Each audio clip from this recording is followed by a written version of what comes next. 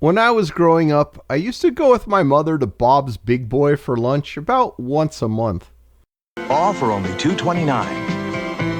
At Bob's Big Boy, we love good food just like you do. I'd usually get a shrimp platter or a hamburger, and she would usually get a salad. Most of the people eating there would be blue-haired old ladies, and I remember what they were eating very well because it was odd to me at the time, but they all would get liver and onions. Liver and onions was just what older people seemed to eat, and that's probably so they could stave off anemia and brain degeneration, which is a pretty good reason to eat liver.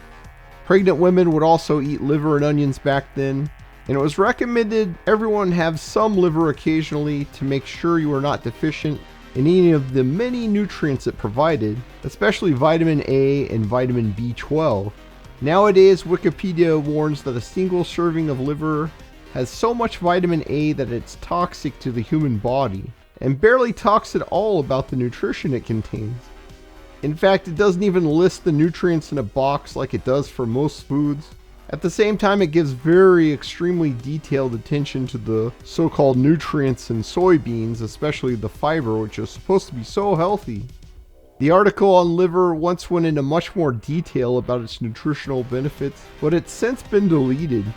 Magical deletes with no history preservation have become common on Wikipedia, even more common than Wikipedia quote-unquote truth boxes on this platform. Thankfully, some of us still remember the truth.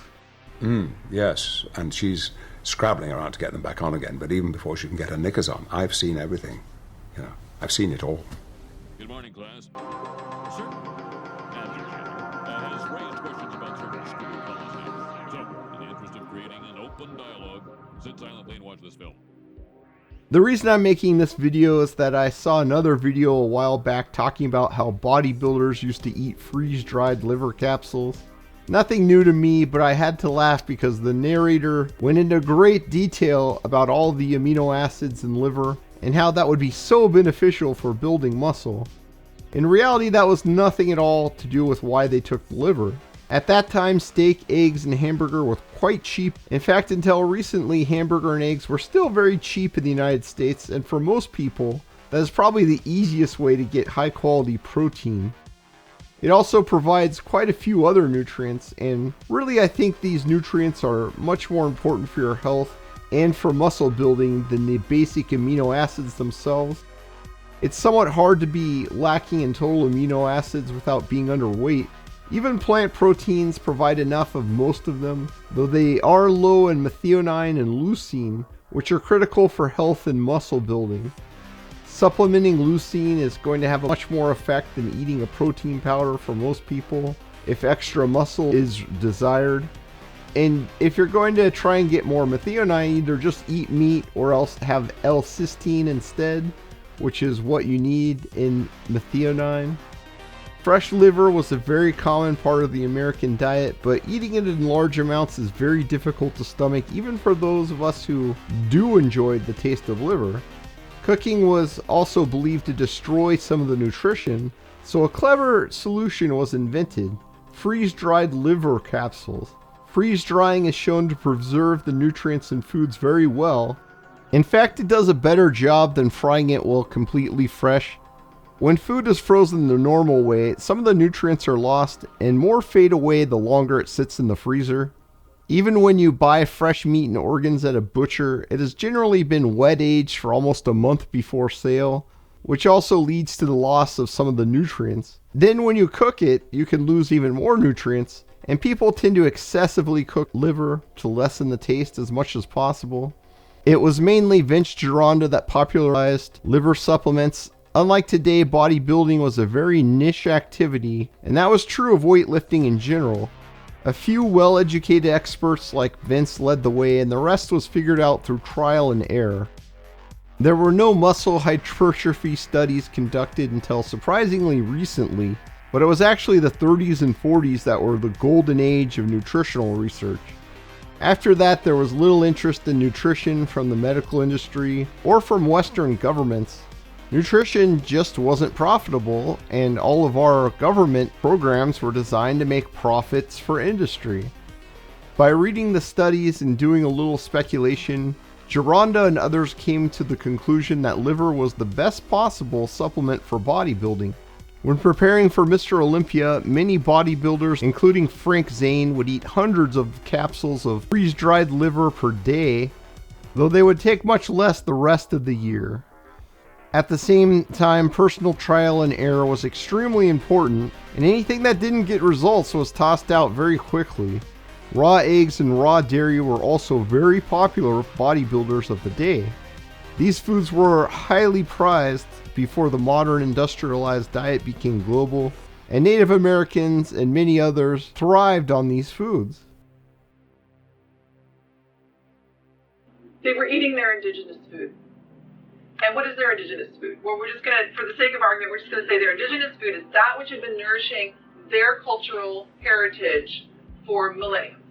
You know, that's what I mean by that. For a long, long time. And if they were still eating their own indigenous diet, what were they not eating? The modern diet. So Dr. Price had a term for what we refer to as the modern diet. He called it the food, displacing foods of modern commerce. These are the foods that take the place of the foods that our ancestors relied on day in and day out, all through the seasons, all through their lifetimes, all through the generations, the thousands and thousands of years, okay? For all intents and purposes, almost no cavities. Almost no cavities. Now, at the same time, he's noticing the lack of dental caries. He's also observing these beautiful, stalwart, constitutionally strong people that had immunity to infection and degenerative disease. An unbelievably high level of immunity. No, whatever they say, 6 to 11 servings of produce every day, filling up their plate. And what he found is the samples from the foods, the indigenous foods, the people he visited these remote locales, was anywhere from 4 to 5 times more water-soluble vitamins and minerals, 4 to 5 times more on average of vitamin B complex, and then all the minerals, and 10 times more dense in the fat-soluble vitamins. And that would be vitamin A, vitamin D, vitamin K2, vitamin E. The fat-soluble vitamins, unlike the water-soluble vitamins, are predominantly found in what category of food? Animal. Okay? So you hear a lot about, especially in the vegetarian community, you hear a lot about, I get all the vitamin A I need, I eat lots of carrots. Does anybody know, is there any vitamin A in a carrot? No. None.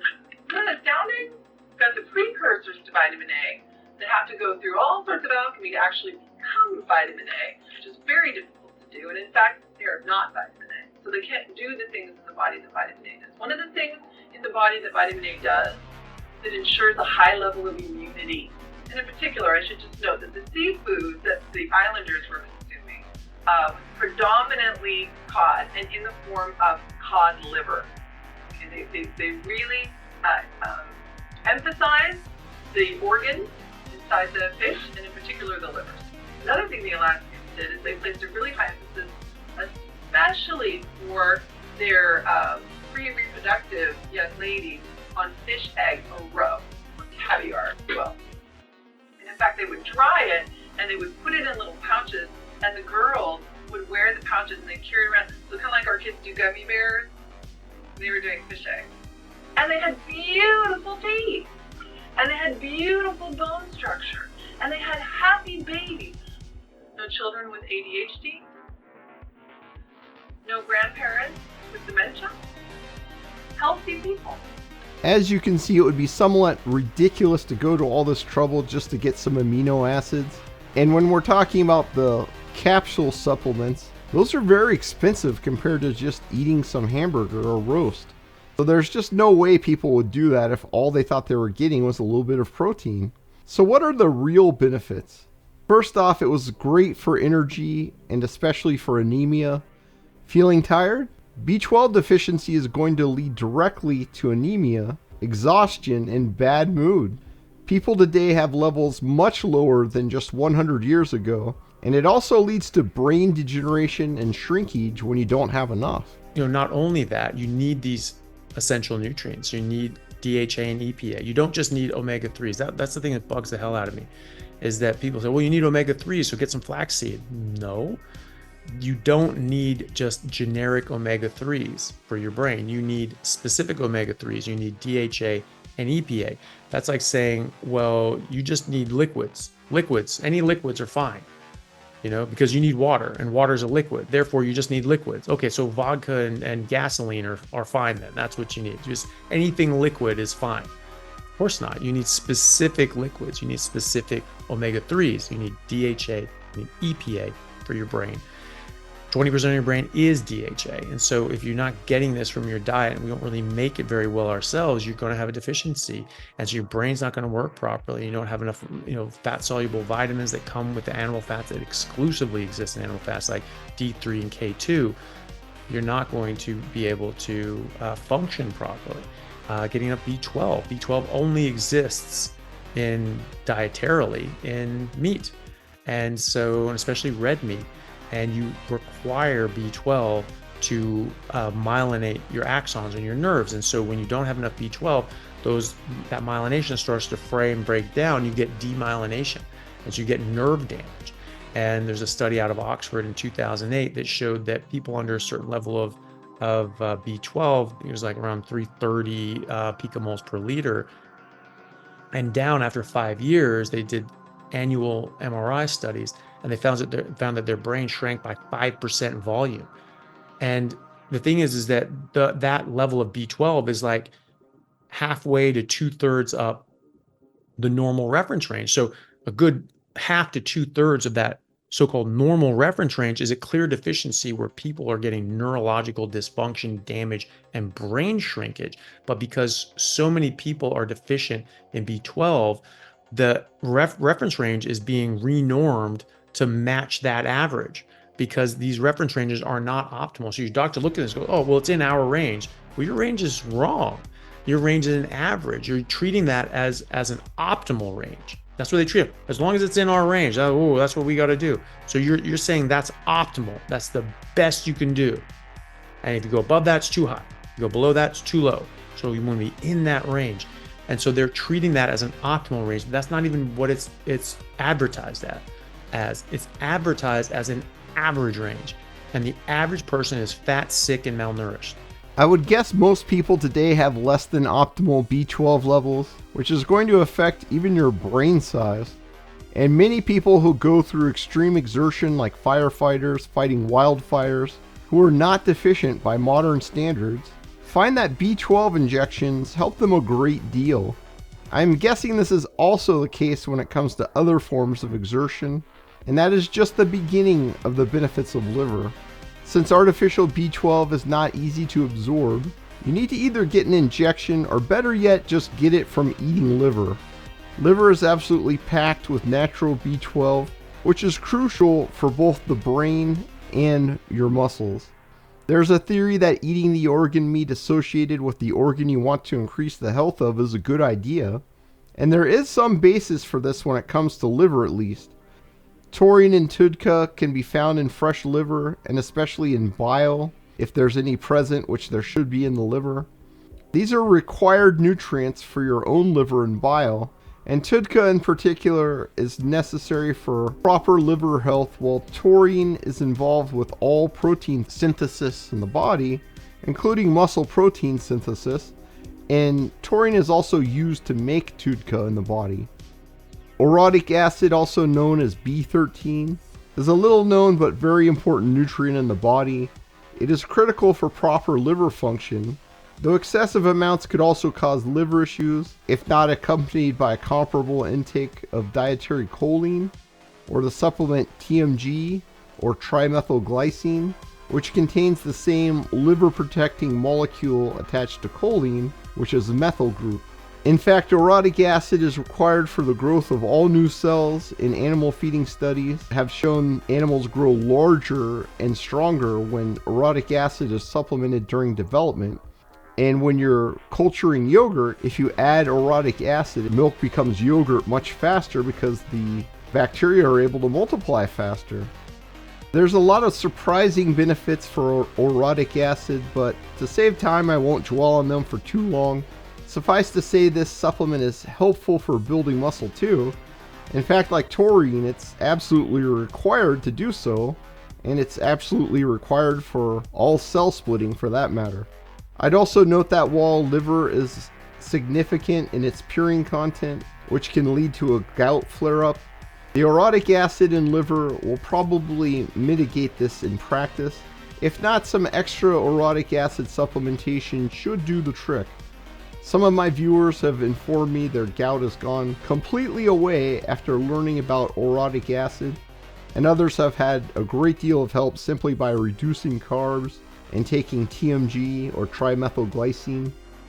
Inositol is also important for growth, and interestingly it has been shown to boost height in short children when combined with B12 and lysine, both of which are also present in liver.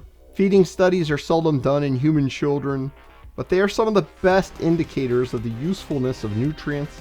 If you don't have everything you need to grow, you simply can't grow.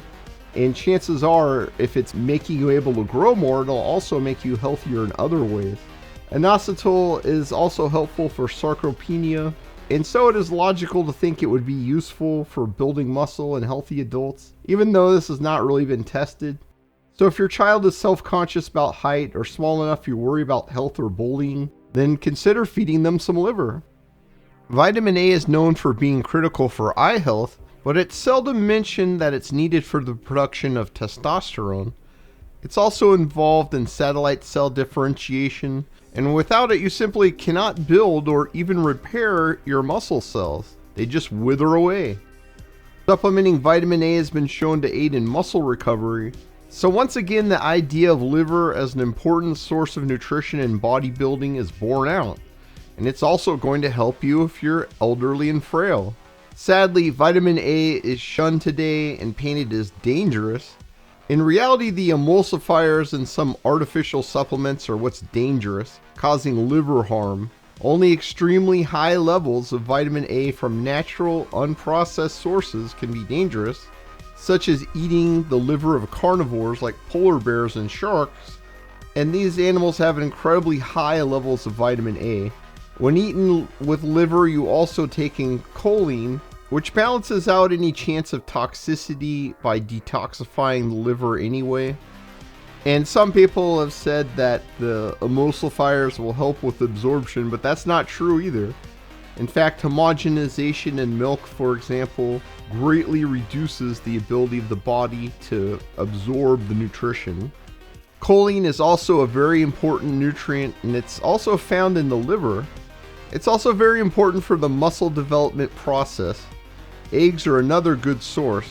Choline supplements usually come from soybean and are biologically incompatible because the phospholipid has a lipid portion that's made from an omega-6 instead of an omega-3, and that doesn't allow them to operate properly within the body. And this is very important because you're mainly using this in the brain and in the cell membranes. So it's best to get choline from the diet, such as by eating liver. The supplement TMG or trimethylglycine and the supplement glycine itself can also be used by the body to synthesize at least some choline.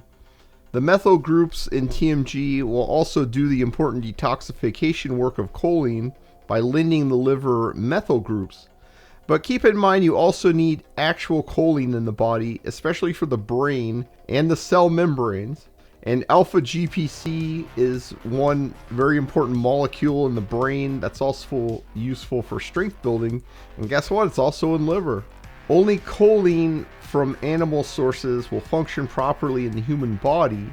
And alpha GPC is just a special form of choline that the body produces internally, and which you can also get from some animal products. In animal studies, Animals like trouts and rodents exposed to harmful agents develop much less cancer when they're supplementing dietary liver. A healthy liver is also needed to burn body fat in the body, and one of the biggest reasons people can become stuck in weight loss is a fatty or scarred liver.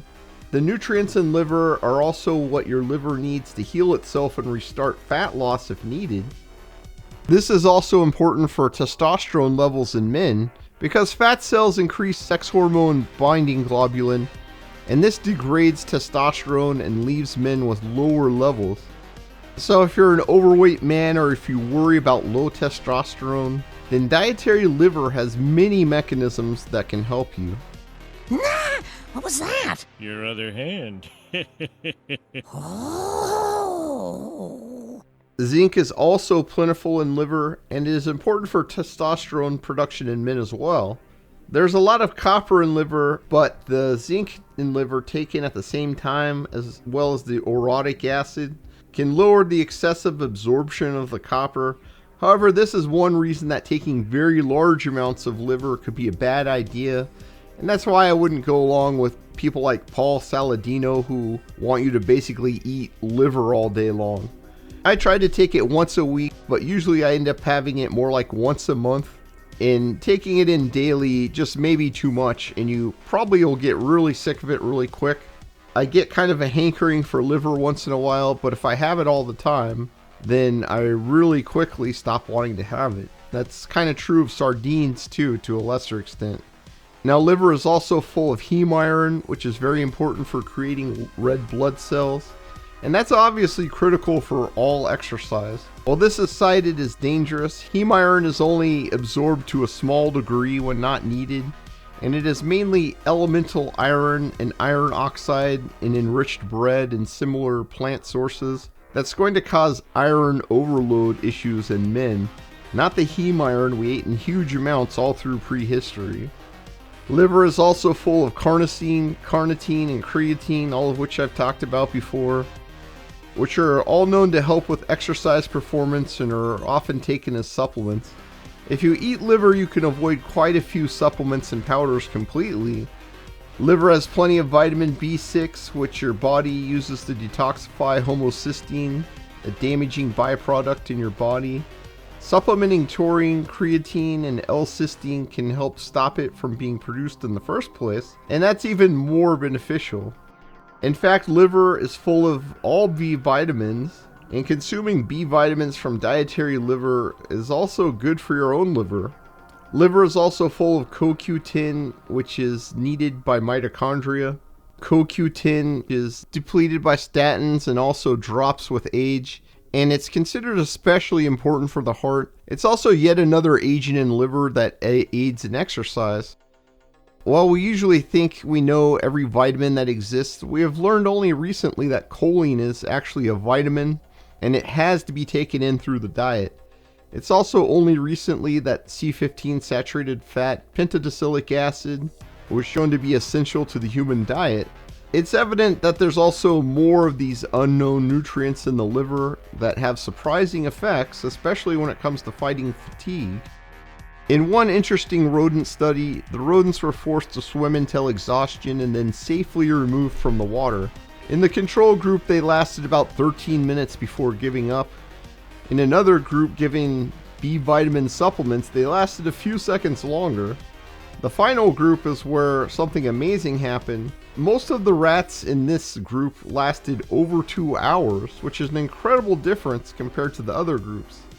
It's unclear what this miracle molecule might be, or if it's several nutrients working together in a synergistic manner.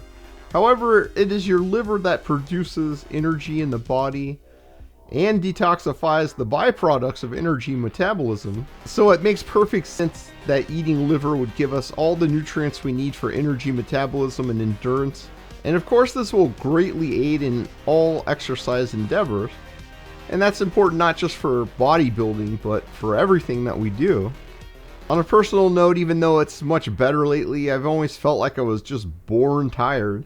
Even when I was young, I would sometimes crave liver, and I wonder now if this was my body telling me that I needed more of something that was in it, Perhaps I'm just not able to metabolize certain things as well or make certain things in the body, who knows.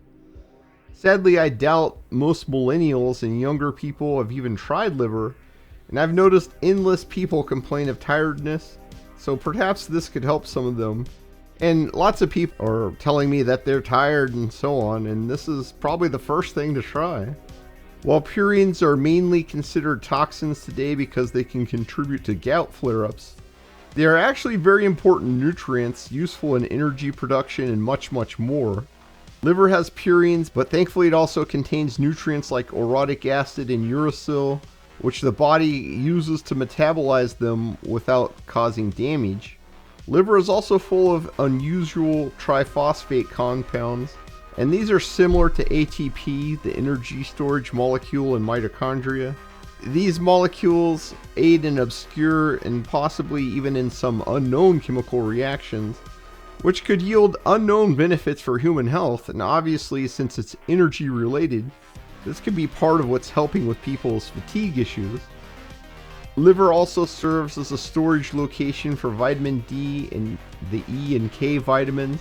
While supplementing the E vitamins can cause problems because there are many types of vitamins in the E group and they have to be in the proper ratio, these are supplied in the perfect ratio within the liver.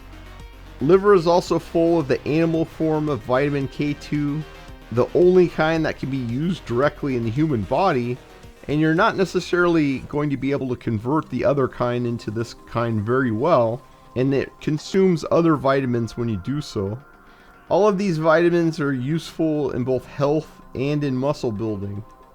Before PEDs came into existence in the late 50s, natural food and hard work were all people had to build muscle, and I think the results of that time are much more reliable because there's no muddying of the waters due to PEDs.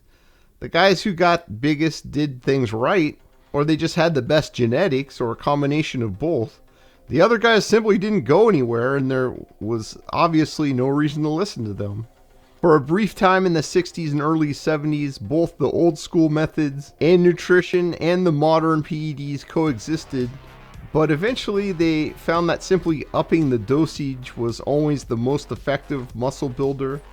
But that's totally useless to 99% of the population who aren't going to risk their health and spend huge amounts of money on these very expensive and somewhat dangerous PEDs. Thankfully, we can still benefit from the early bodybuilders, not just for building muscle, but also because they proved that liver was just so beneficial for health and well-being. So what you're saying is, I'm indestructible. Indestructible.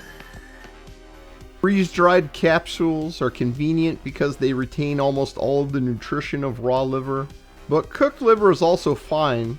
Just don't overcook it or it will become extremely chewy and tough, and you'll like it even less if you don't like it already.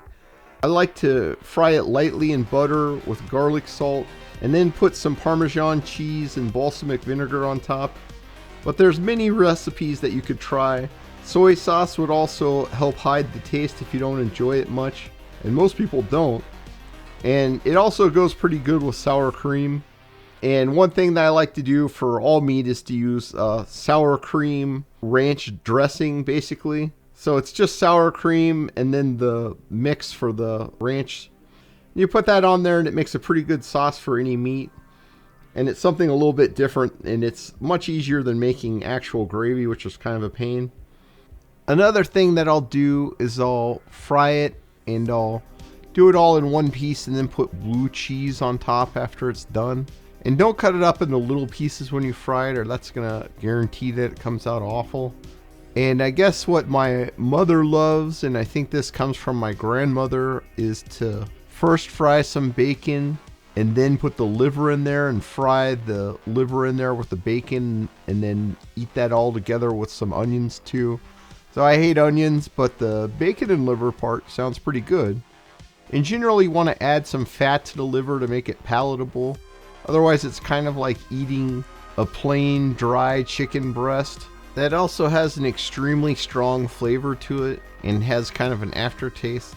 So just put some fat in there and you'll love it a lot more. Otherwise you are probably not going to like it too much. And while it's not a big deal for most foods, liver is one place where it's ideal to have grass-fed beef.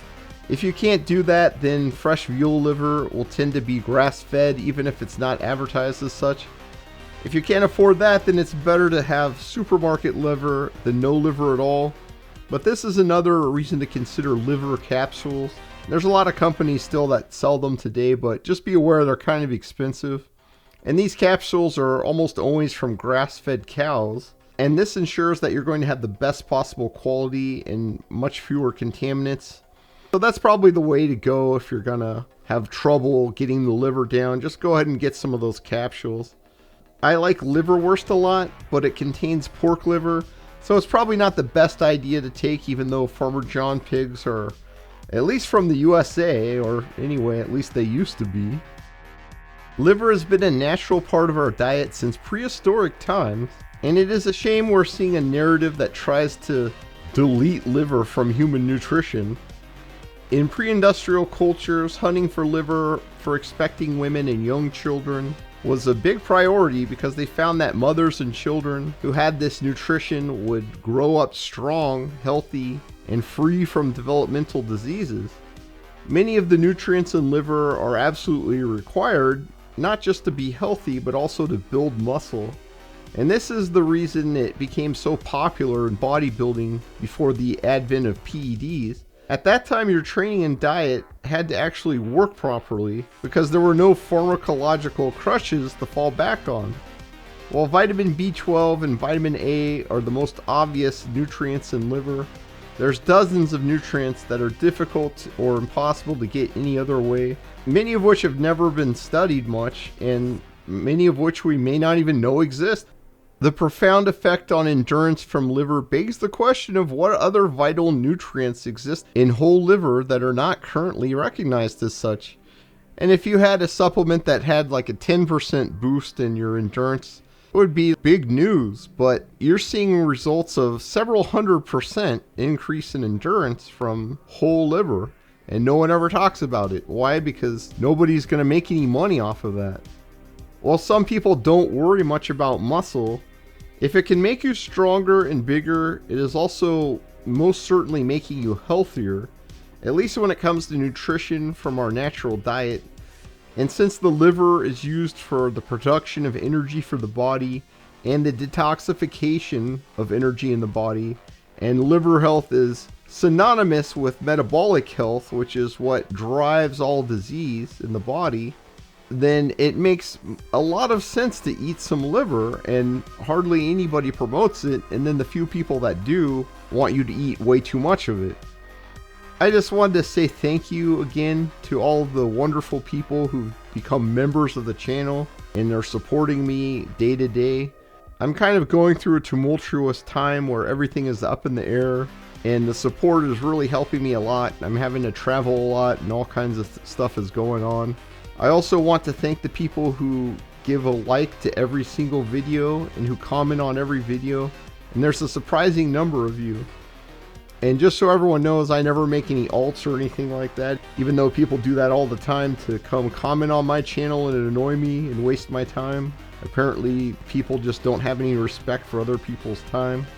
It's you guys that keep the channel going, and without you the platform just gives up on videos after a while and it just turns off exposure like a light switch. I've seen that over and over again where it recommends it and it's getting more views, and boop, it just clicks it off.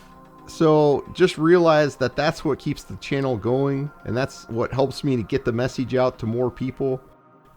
And I also want to say to cherish your family and friends, because life is short and none of us live forever, and you never know when tragedy is going to strike. Rufus, Brent, and Mikas were like brothers to me. If there's anything that this horrible tragedy can teach us, it doesn't mean that we too can't not die in a freak gasoline fight accident.